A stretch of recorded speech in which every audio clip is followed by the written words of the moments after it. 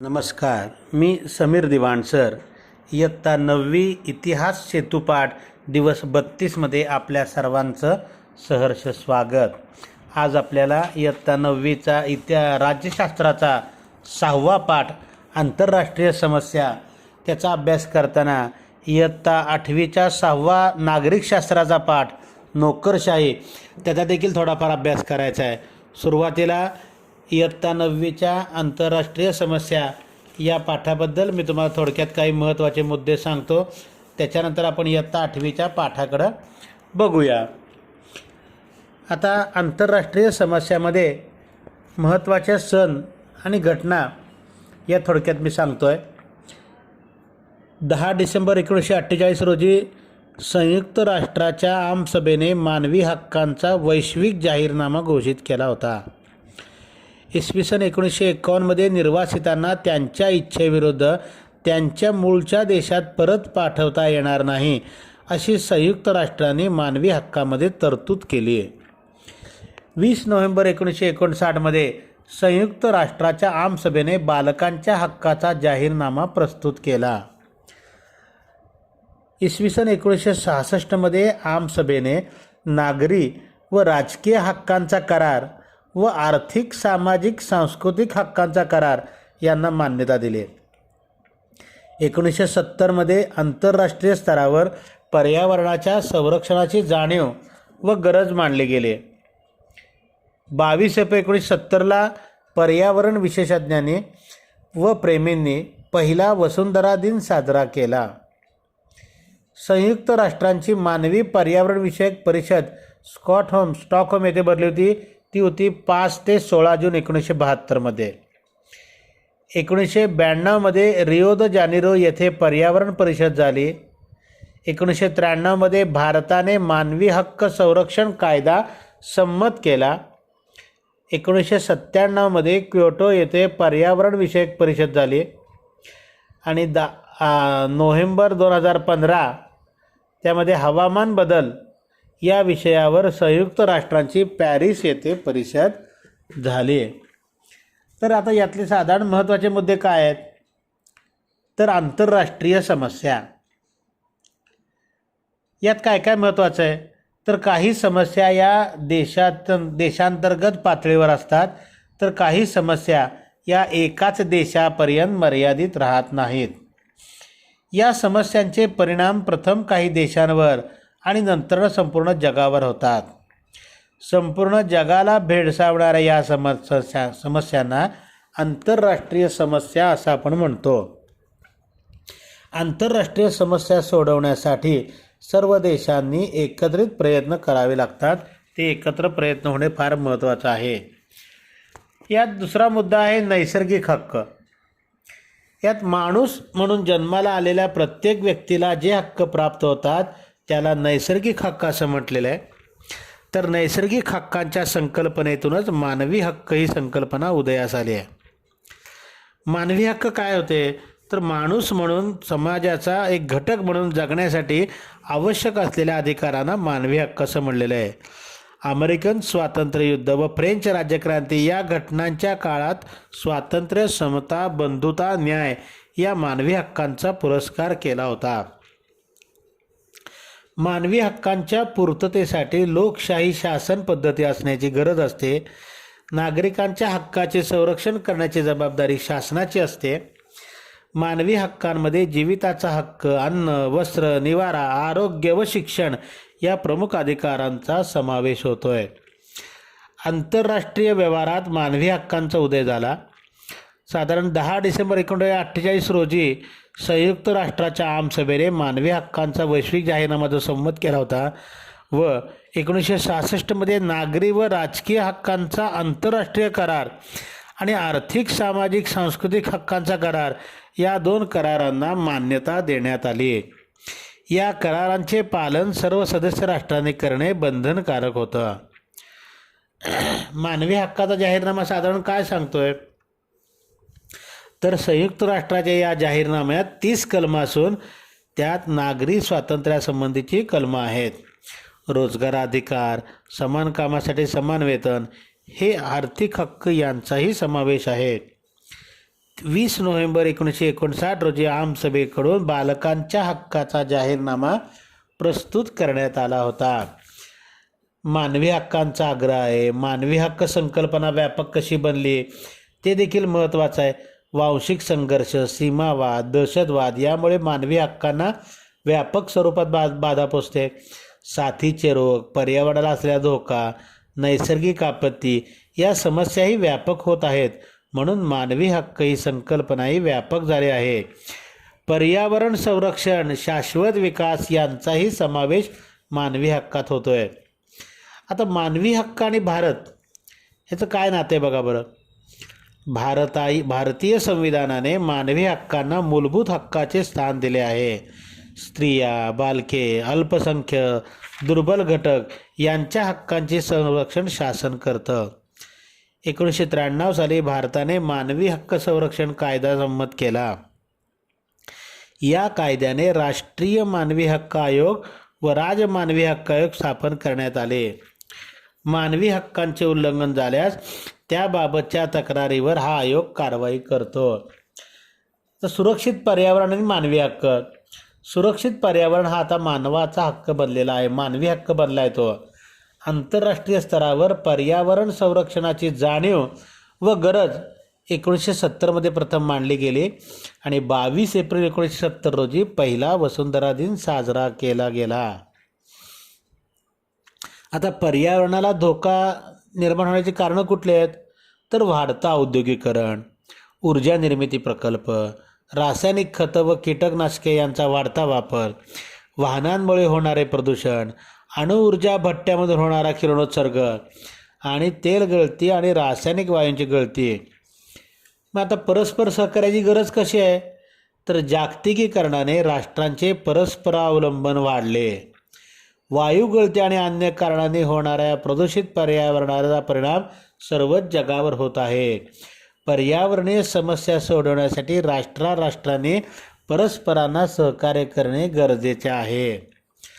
आता पर्यावरण ऱ्हास जो होतोय त्याचं कारण साधारण काय आहेत तर वनस्पती. त्याचे परिणाम काय आहेत तर वनस्पती व प्राणी यांच्या प्रजाती नष्ट होणे, मातीचा कस कमी होणे, पाण्याची टंचाई व पावसाचे प्रमाण कमी होणे, नद्या तलाव वाटणे, नद्या व समुद्राचे प्रदूषण व नवीन रोगांची निर्मिती आणि आम्लपर्जन्य, ओझोन थराचे विरळ होणे व तापमानात वाढ होणे हे साधारण महत्त्वाचे घटक किंवा महत्त्वाचे मुद्दे त्याच्यात आहेत.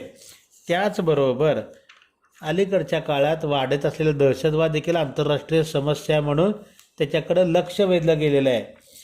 तर या सगळ्या समस्याचा अभ्यास करताना आपण याचा स्वतंत्र एक पाठ बघणार आहोत. इयत्ता 9वीच्या आंतरराष्ट्रीय समस्याचा. 8वीच्या नोकरशाहीमधले काही महत्त्वाचे मुद्दे त्याची उजळणी तुम्हाला सांगतोय. तर नोकरशाहीमध्ये त्यांची कामं काय आहेत तर कार्यकारी मंडळाच्या नियंत्रणाखाली जी एक प्रशासकीय यंत्रणा असते तिला नोकरशाही म्हणतात. नागरी कामासाठी जी प्रशासकीय यंत्रणा असते त्यात सनदी सेवक असतात. म्हणून या सनदी सेवकांच्या यंत्रणेस नोकरशाही असे म्हणतात. मंत्रिमंडळाची धोरणे प्रत्यक्ष कार्यवाहीत आणण्याचे कार्य ही नोकरशाही करत असते. आता शासनाची 2 कार्य आहेत. परकीय आक्रमणापासून देशाचे संरक्षण करणे व अंतर्गत सुरक्षाविषयक धोक्यापासून नागरिकांचे संरक्षण करणे, नागरिकांना विविध सेवा पुरवणे व समाजाचा विकास करणे. नागरिकांचे संरक्षण करण्याचे काम लष्करी सेवा करते तर नागरी सुविधा देण्याचे काम नोकरशाही करते. लोकप्रतिनिधी आणि प्रशासकीय अधिकारी त्यांचं जबाबदारी कशी आहे बघा. तर संसदीय लोकशाहीत प्रशासनाची जबाबदारी लोकप्रतिनिधी व मंत्री यांच्यावर असते. व्यापक जनहिताला महत्त्व देऊन मंत्री आपल्या खात्याचे निर्णय घेतात. शासनाची कामे, धोरणे विविध खात्यातील कर्मचाऱ्यांकडून राबवली जातात. मंत्र्याचे सचिव आवश्यक तो योग्य सल्ला मंत्र्यांना देतात. लोकांची इच्छा व प्रशासकीय अनुभव यांचा समन्वय संसदीय लोकशाहीत घातला जातो. लोकशाहीचं स्वरूप कसं आहे तर कायमस्वरूपी यंत्रणा कशी आहे बघा, त्यातली कर गोळा करणे, पर्यावरणाचे रक्षण करणे, कायदा व सुव्यवस्था राखणे, नागरिकांना सामाजिक सुरक्षितता देणे इत्यादी कामे नोकरशाही सातत्याने करते. दर निवडणुकीनंतर मंत्रिमंडळ बदलले तरी नोकरशाही कायमस्वरूपी असते. राजकीयदृष्ट्या तटस्थ काय बघा त्यांचा मुद्दा, तर सरकार कोणत्याही पक्षाचे आले तरी नोकरशाही शासनाची धोरणे कार्यक्षमतेने राबवते. सनदी अधिकाऱ्यांनी राजकीय भूमिका न घेता किंवा राजकीय मतानुसार कामे करू नयेत. सरकारे बदलतात पण नोकरशाही तटस्थ राहून धोरणाची अंमलबजावणी करीत असते. यात अनामिकता काय बघा, तर शासनाच्या धोरणाच्या यशापयशाला नोकरशाही जबाबदार धरली जात नाही. खात्याचा कारभार कार्यक्षमतेने करण्याची जबाबदारी मंत्र्यांवर असते. अकार्यक्षमता गैरव्यवहार या बाबतीत संसद मंत्र्यांना जबाबदार ठरवून टीका करते. मंत्री हीच जबाबदारी स्वतः घेऊन नोकरशाहीचे संरक्षण करतात. मंत्र्यांना सल्ला देणारी नोकरशाही अनामिक राहते. भारतातील नोकरशाहीचं महत्त्व कसं आहे बघा, स्वातंत्र्योत्तर काळापासून नोकरशाहीने धोरणांची अंमलबजावणी प्रभावीपणे केल्याने चांगले सामाजिक बदल झाले. नोकरशाहीमुळे राजव्यवस्थेला स्थैर्य आले. नागरी सेवा अखंडितपणे मिळाल्याने लोकांचे दैनंदिन जीवन सुखकर झाले. नोकरशाही समाज परिवर्तनाचे एक साधन बनली. महिलांचे सक्षमीकरण, बालकांचे संरक्षण, दुर्बलांचे रक्षण यासाठी केलेल्या कायद्यांची नोकरशाहीने प्रभावीरित्या अंमलबजावणी केली. समाजाच्या लोकशाहीकरणालाही नोकरशाहीने महत्त्वाची भूमिका बजावली होती. राखीव जागांचे धोरण चांगल्या रीतीने राबवून दुर्लक्षित वर्गाला शासनाच्या प्रमुख मुख्य प्रवाहात आणण्याचं काम देखील या नोकरशाहीनं केलेलं आहे. तर सनदी सेवांचे साधारण प्रकार कसे आहेत जरा लक्षात ठेवा. त्याचे 3 प्रकार प्रमुख, एक अखिल भारतीय सेवा, केंद्रीय सेवा आणि राज्य सेवा. आता या सनदी सेवा प्रकारमध्ये अखिल भारतीय सेवामध्ये काय काय येत आहेत, तर भारतीय प्रशासकीय सेवा, त्याला आपण IAS असं म्हणतोय, भारतीय पोलीस सेवा IPS आणि भारतीय वनसेवा IFS. तर केंद्रीय सेवामध्ये काय काय येत आहे, तर भारतीय विदेश सेवा IFS, भारतीय महसूल सेवा IRS आणि राज्यसेवामध्ये काय येत आहे, तर उपजिल्हाधिकारी, गटविकास अधिकारी आणि तहसीलदार. लोकसेवा आयोगाची कामं काय काय आहेत, तर गुणवत्ता व कार्यक्षमता या निकषांच्या आधारे सनदी अधिकाऱ्यांची निवड करण्यासाठी स्थापना. भारतीय संविधानाने ही यंत्रणा निर्माण केलेली आहे. सक्षम उमेदवारांची निवड करण्यासाठी आयोग झालेला आहे. हा काय करतोय, तर परीक्षांचं आयोजन करतो, पात्रता अटी ठरवतो, उमेदवारांच्या मुलाखती घेतो, कार्यक्षम उमेदवाराची यादी करून शासनाला सादर करतो. त्याच्यात ब मध्ये दुसरा प्रकार काय, तर केंद्रीय लोकसेवा आयोग UPSC. अखिल भारतीय सेवा व केंद्रीय सेवांसाठी स्पर्धा परीक्षा घेतो. महाराष्ट्र लोकसेवा आयोग म्हणजे MPSC हा महाराष्ट्रातील सनदी सेवांसाठी स्पर्धा परीक्षा घेतो. दुर्बल घटकांसाठी देखील आरक्षण आहे. सनदी सेवांमध्ये अनुसूचित जाती जमाती, महिला व दिव्यांग यांच्यासाठी आरक्षण देण्यात आले आहे. सनदी सेवांमध्ये सर्व समाज घटकांना संधी मिळावी हा उद्देश होता. मंत्री व सनदी सेवक, मंत्री व सनदी सेवक यांच्या समन्वयातून व सहकार्यातून खात्याचा कारभार कार्यक्षमतेने होतो. सनदी सेवकांच्या खात्यातील माहितीचा पूर्ण अभ्यास असतो. शासकीय धोरणांच्या यशापयशाचा इतिहास, खात्याच्या आर्थिक तरतुदी याची माहिती असते. मंत्री या माहितीबाबत नोकरशाहीवर पूर्णपणे अवलंबून असतो.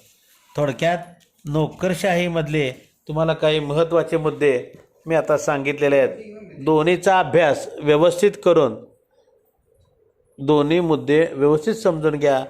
काही शंका असेल ग्रुपवर विचारा. तुमच्या स्क्रीनवर जे काही तुम्हाला उपक्रम दिलेले आहेत ते उपक्रम व्यवस्थित सोडवा. त्याची माहिती नीट करून घ्या. ज्या काही कृती सांगितल्या त्या कृती व्यवस्थित करा आणि आपला अभ्यास व्यवस्थित करा.